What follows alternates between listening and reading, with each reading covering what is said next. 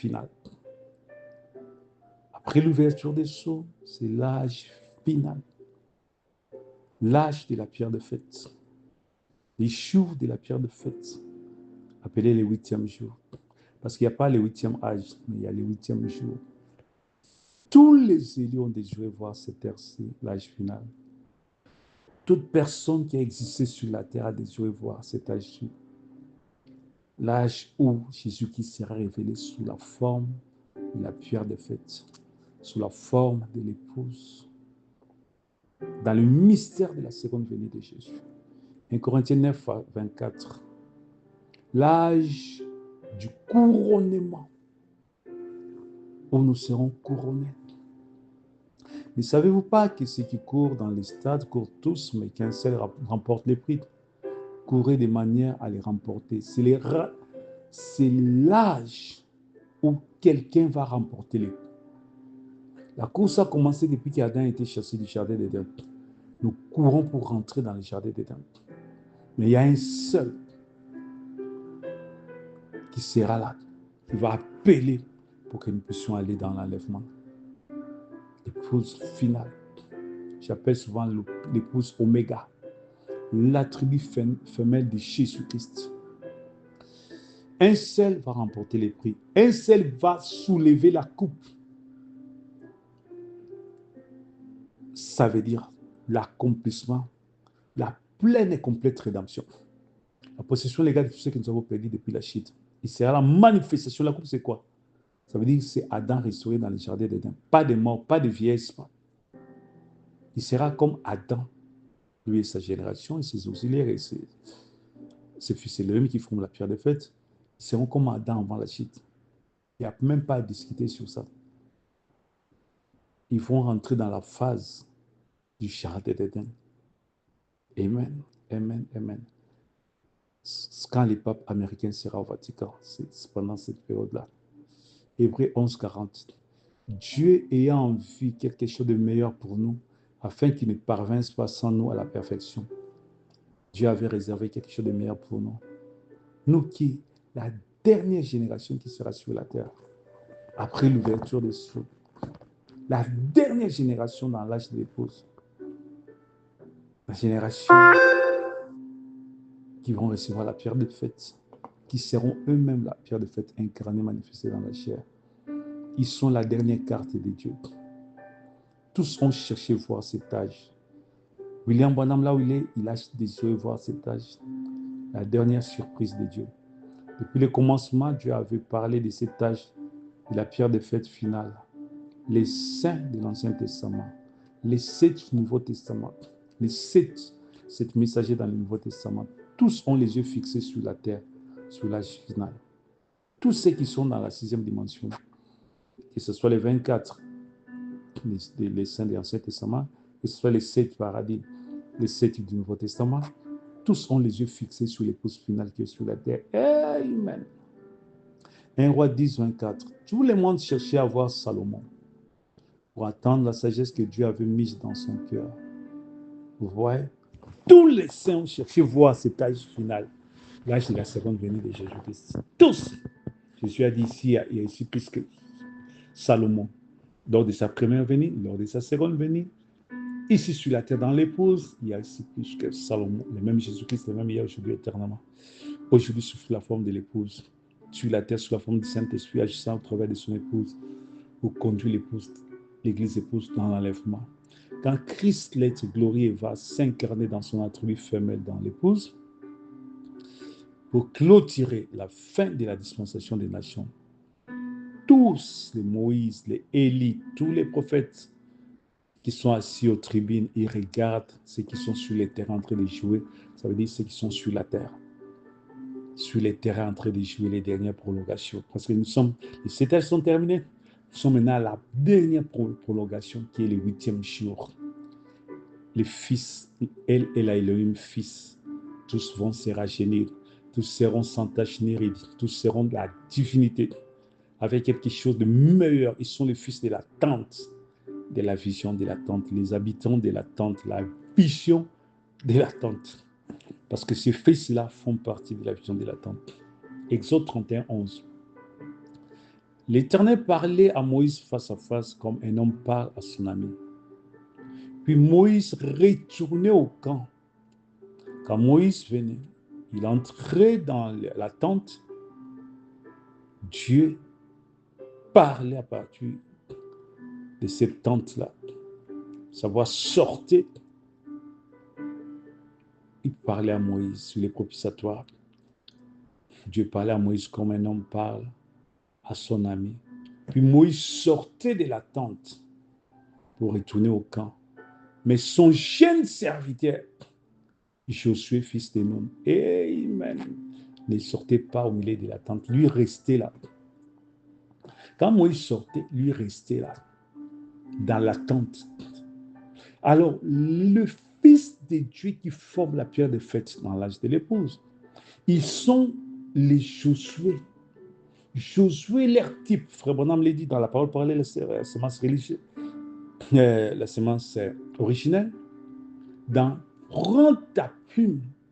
Frère Branham fait allusion à son ministère à Moïse et fait allusion au ministère, l'œuvre de Dieu qui viendra après lui, au Josué. Et il explique les temps qui va passer après son départ jusqu'à ce que les Josué puissent entrer en action. Oh, alléluia, gloire à Jésus. Qui sont les Josué? Ce sont les habitants de la tente. Qui sont les Josué? Ce sont les fils qui ont depuis toujours sur la sainte montagne de Dieu. Moïse sortait, les prophètes venaient, Dieu leur parlait, ils sortaient. Mais les Josué restaient toujours là. Quand Moïse venait entrer et sortait, les Josué restaient toujours là. Quand Élie venait et sortait, les Josué étaient restés toujours là. Quand, c'est-à-dire, William Branham venait entrer, Dieu lui parlait et il sortait, les Josué étaient toujours là. Ce sont les fils Elohim qui sont sortis du sein du Père. Alléluia. Les types de dernière épouse, Josué. Qui sont les Josué? Qui sont les... Ils sont restés depuis toujours dans l'attente, les saints du Père. La vision de l'attente, c'est le saint du Père. Après les départs de William Branham, notre Moïse, ils sont les mystères de sa seconde venue. Quand il descend, il crie, c'est notre tour. Oh, c'est eux qui détiennent les secrets de l'attente. Car ils habitaient depuis toujours. Frère, Branham le dit dans la série d'adoption. Ce sont les fils El Elohim qui habitent les saints du Père. Il dit, attendez quand ces fils-là seront manifestés, toute la création attendait les voir, tout le monde attend les voir. Moïse entre, sortait, Moïse venait chercher la loi, les ordonnances, et les Josué étaient toujours là. Ils ont vu Élie venir entrer, parler à Dieu, sortir. Les Josué étaient toujours là. Et ils sont toujours là. À la fin, ils ont vu Moïse, William Branham, entrer et sortir. Les Josué sont toujours là. Il faut que Dieu, il faut être Dieu pour entrer dans la présence de Dieu, dans le sein du Père, dans la vision de l'attente.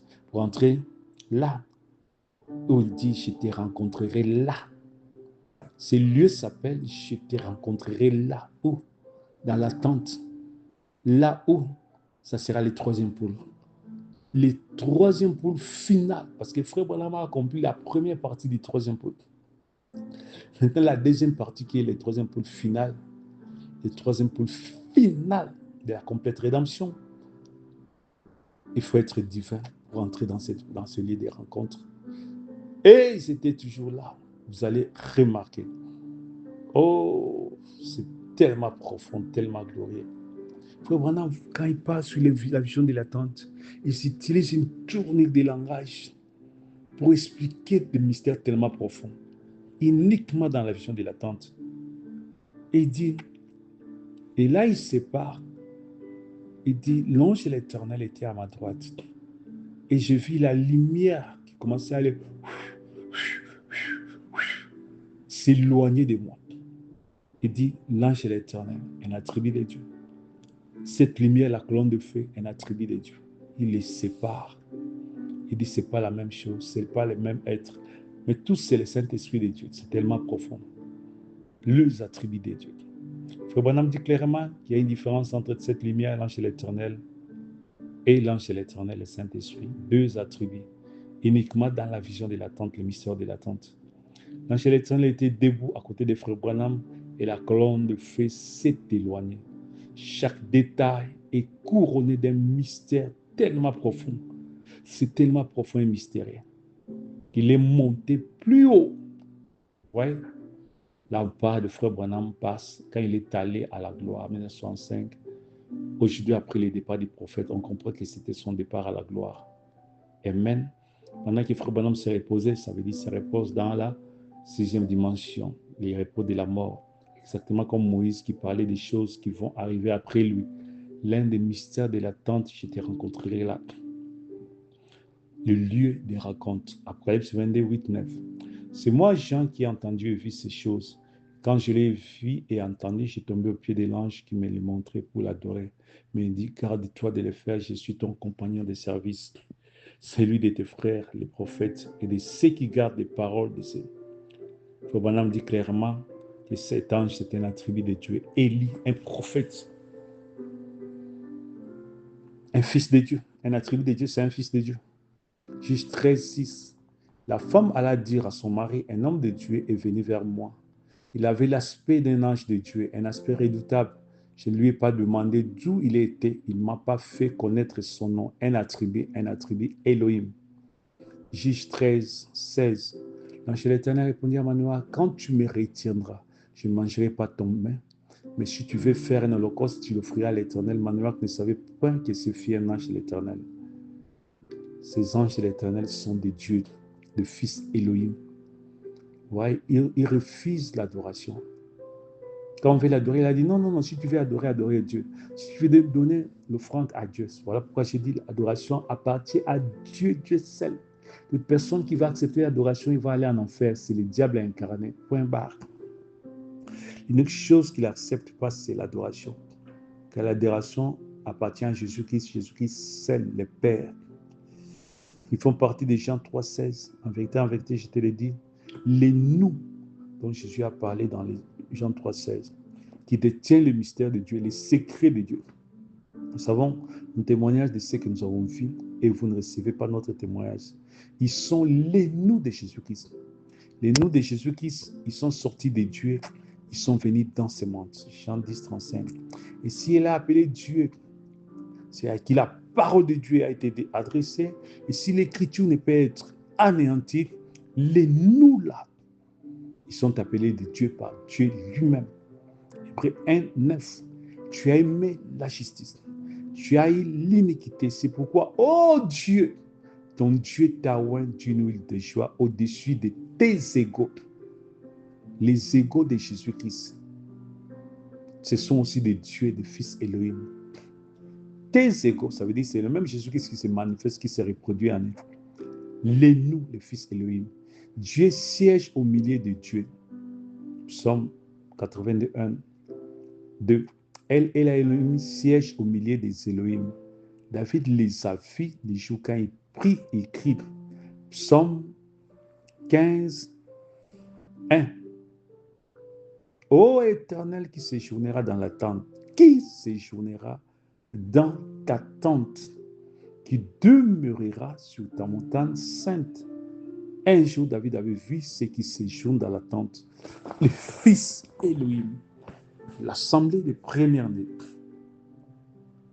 qui demeurent là, comme Josué qui demeure là, en présence de la colonne de feu. Pendant que Moïse entrait et sortait, lui, il était toujours là. Les fils Elohim, les fils du Saint du Père, les fils de la tente, les Elohim, l'assemblée des premiers-nés, les égaux de Jésus-Christ. Pendant que le souverain sacrificateur va s'habiller d'une manière, porter des choses sur le corps, il va porter une tablette, il va porter...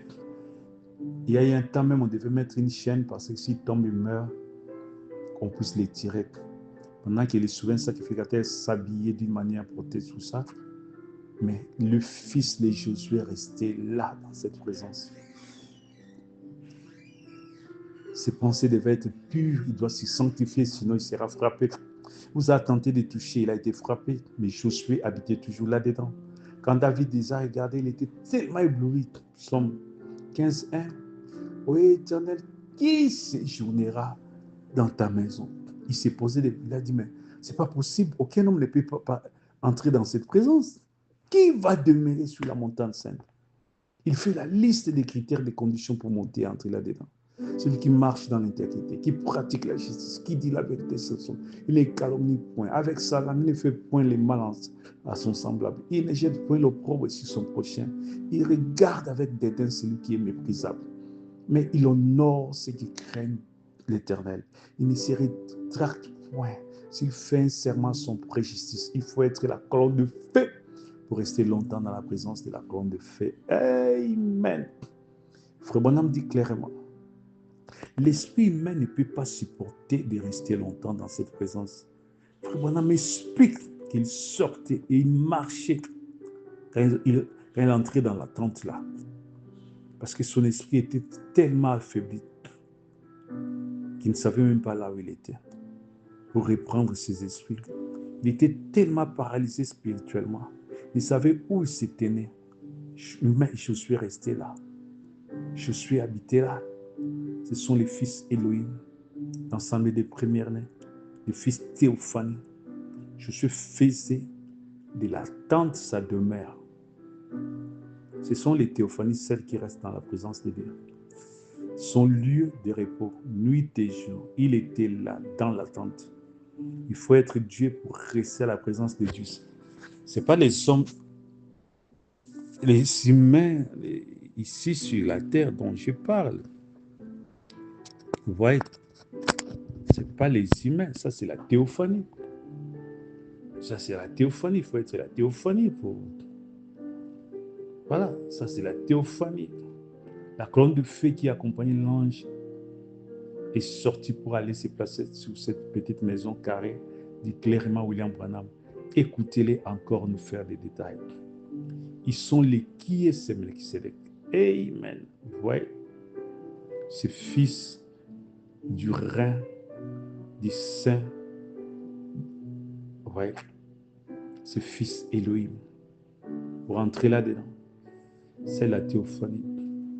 L'apôtre Paul dit, si nous avons parlé de ça, si cette tente que nous avons sur la terre est détruite, nous avons un autre corps, une autre tente, un autre tabernacle qui est dans la présence de Dieu, qui est dans la tente. C'est ce temple-là, c'est ce corps-là qui viendra anéantir ton esprit, remplacer ton esprit. Parce que lui, il est toujours dans la présence de Dieu. Amen.